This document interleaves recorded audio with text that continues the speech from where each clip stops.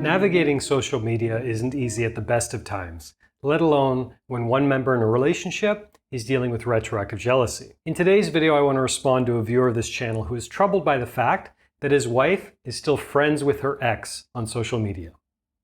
My name is Zachary Stockill, and since 2013, I've been helping men and women from all over the world overcome retroactive jealousy and save their relationships.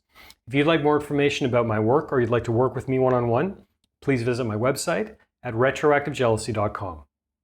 For the people here for the first time, the term retroactive jealousy refers to unwanted intrusive thoughts, often obsessive curiosity, and or what I like to call mental movies, about your partner's past relationships and or sexual/dating history.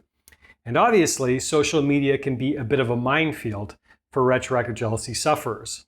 And a lot of retroactive jealousy sufferers are troubled by the fact that perhaps their partner is still friends with their ex on social media. So today's comment comes from a viewer we'll call S. S writes, "One thing that still gets to me is the fact that one of my wife's exes is still friends with my wife on social media, and this guy likes all of her posts still.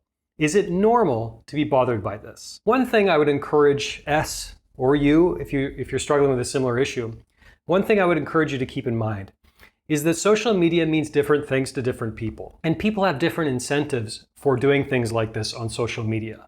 But the first thing to keep in mind, I think, is that some people see this kind of thing as completely innocuous, while others see it as a complete deal breaker.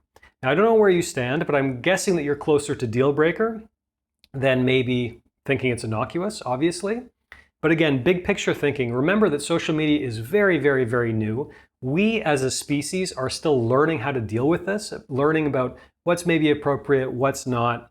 And remember that maybe your wife has a very different interpretation of her behavior, of this connection with her ex, than you do. You might be leaping to a worst case scenario here. You might be jumping to conclusions about what your partner's actions really mean. But of course, you don't know. You're not a mind reader. So keep that in mind. You might have a very different conception of what's appropriate and what's not on social media than your partner does. By the way, this is why I often encourage people early on in a relationship to have very open and honest conversations about this stuff. For example, cheating, right? You say cheating, and a lot of people think, oh, I know what cheating is. And the true answer is really, you know what you think cheating is, but many other people have a very different definition. For example, some people see liking someone else's post on Instagram or something, or liking some pretty girl's post on Instagram. Some people see that as cheating when you're in a relationship, whereas other people only consider cheating some kind of physical contact between your partner and someone else. But the point is, as early on in a relationship as possible, have a discussion about this stuff when the stakes are still relatively low. In other words, before someone has crossed some imaginary boundary or some boundary that the other person doesn't even know exists. Have an open conversation about this stuff, about what exactly constitutes cheating. And similarly, I think it's totally worthwhile to have a conversation about social media. Is it appropriate to stay friends with your ex on social media? Have a very honest conversation about that stuff. And I think in particular, if you have a boundary, if you believe that your partner should not be friends or should not be in contact with their ex on social media, have a justified, rational, thought-out explanation for that. Think this through carefully, because the odds are very high that your partner will be more receptive to that kind of a boundary if you have a very well thought out reason behind it. Another quick tip, I know I'm going off on another tangent here, but on that note, you don't want to present boundaries in a way where there's no incentive for your partner to really take that boundary seriously. In other words, if your boundaries are all don't do this because it makes me feel sad or something, not that compelling usually for most people, because most people are inherently self-interested. Whereas if you presented that boundary in a way that, you know what, if you violate this boundary, it creates distance between us, and I don't want that, and I don't think you do either. We want to grow together in love, we want to grow in deeper intimacy. So the reason I don't want you to do this thing is because it has a tangible impact on the depth of our connection, and that's bad for you too. Always try to present boundaries and values in these things as kind of a win-win thing rather than a one-sided selfish affair. But anyway, coming back to social media and your wife's partner and her connection to her ex on social media.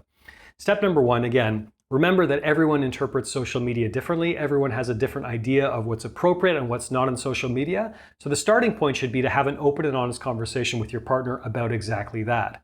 And whenever you present a boundary, make sure you have a well thought out reason behind it that you can share with your partner. But the big takeaway here is don't jump to conclusions. Because again, people do this for different reasons on social media. Some people do this kind of thing, whether they're liking their ex's post on social media or whatever else. Some people are doing it just to be nice, and it's just kind of a mindless, thoughtless thing. And of course, other people are doing this for more nefarious reasons or nefarious purposes, shall we say. In other words, some people still want that little bit of validation or that bit of ego boost that comes from, oh my God, I like their post and what if they like mine? And some people thrive off this kind of social media attention. And obviously, if you're in a monogamous relationship, that can develop into a real problem.